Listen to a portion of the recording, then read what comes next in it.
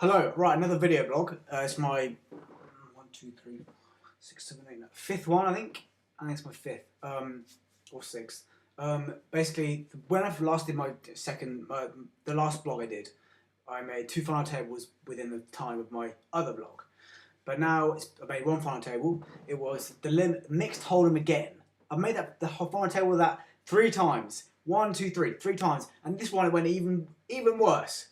Oh my god, it was so horrific. Like, oh my god, it was just so sick. Like, I came third. For not that much money, of course, and it was just so sick because there was one guy that was just going crazy, going all in all the time, and like I thought I'd just wait and take him off with that. This was 3-handed. Thought I'd wake him up, take him off with it when I actually get a hand. I put 2 9s. I limp. He shoves. I call. He has Jack 8. Perfect. Come on. And then boom, Jack 8 6 flop. So sick. And then I'm down to like 5,000.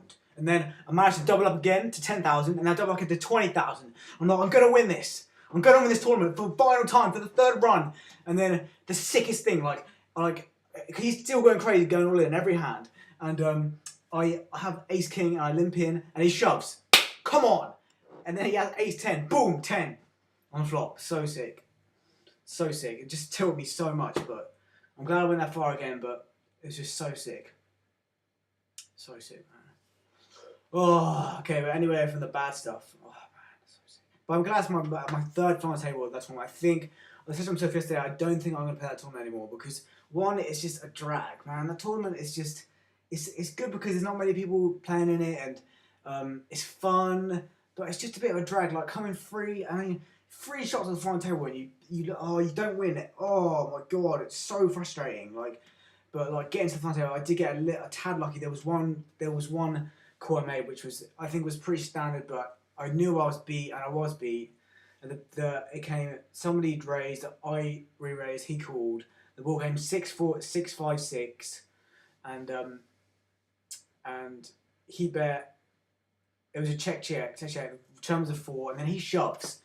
Oh my god, it was so tough. I was like, man, is he doing this with just like ace high or 10s or 9s or jacks? Oh my god, it was so sick. And then I was just, I caught, and I was like, maybe he has 5-7 for the straight. Maybe he has 5-7. This is stupid, but maybe he has 5-7. And I called 5-7.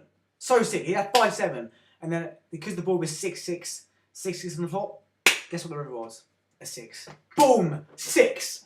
Like, man, that was one of the sickest bad beats I've ever done. Because to go far in a tournament and go deep in a tournament and maybe win a tournament, you have to make a really, really, like, bad call, for instance, and suck out. Like I did in 440 when I stuck out with the Queen Jack. Like, you know, but, oh, man, it's just frustrating going that far again. And just oh, man.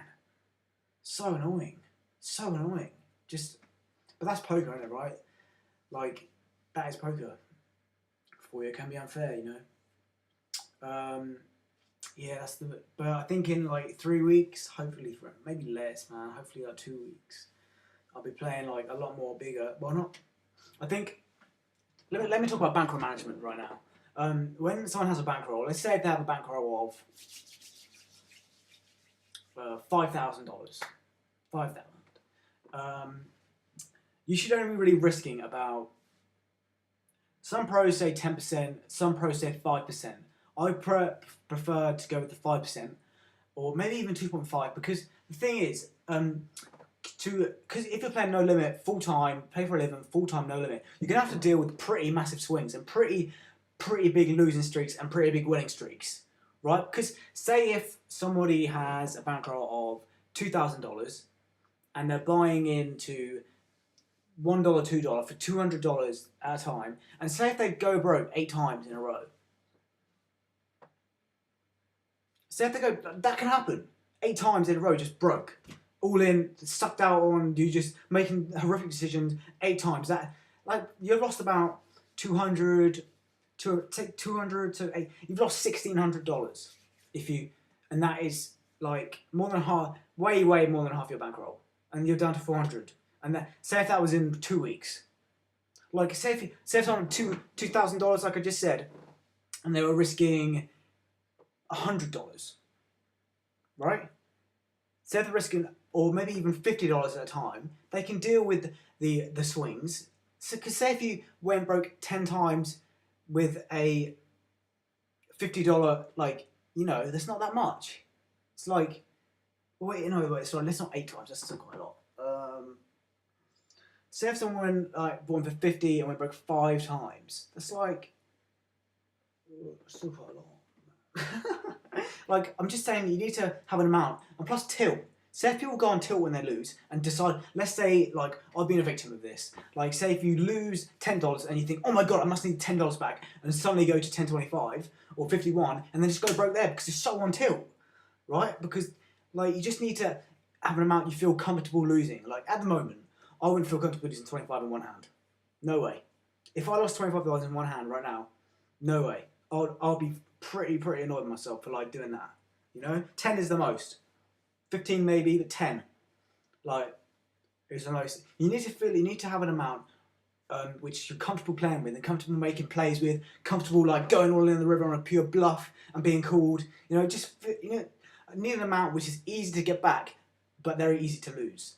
Like, it's really tough. Like, I prefer to go the 2.5%. Plus, at the small levels, you get to play with people that are a lot worse than you and more fish, right? And so you need to hunt for the fish online as well, like search around and stuff. I'm actually thinking of making my own like poker school thing and trying to like advertise it and like go out there and stream Broad Street. And this is when I'm playing, like semi-pro, like trying to get people like to like charge them like £5 a week or whatever for like 2 sessions. At my house, just a bunch of people. That's the plan. So that's when I'm playing a little bit better, maybe a bit more deep runs in tournaments regularly. Like, what happens on our... Well, yesterday at my final table, it was good. I know I was like, at the start of this, I was like, oh my god, it's so sick. But like, it's poker at the end of the day. Like, if it happens, it happens. If I win, I win. If I lose, I lose. If I come third, I come third. Whatever. It's just frustrating the way it went down. I'd rather come third and be all in with ace king against 2 aces and nothing happens, or all in against jacks against queens, or I'd rather just come out a loser, like heading to be a loser, than heading to be a winner of aces and then get crap at like deuce 5, right? I think people will agree with me there. But yeah, this is, oh man, I'm really annoyed about that final table, but I think that's gonna be my last mixed holdem tournament.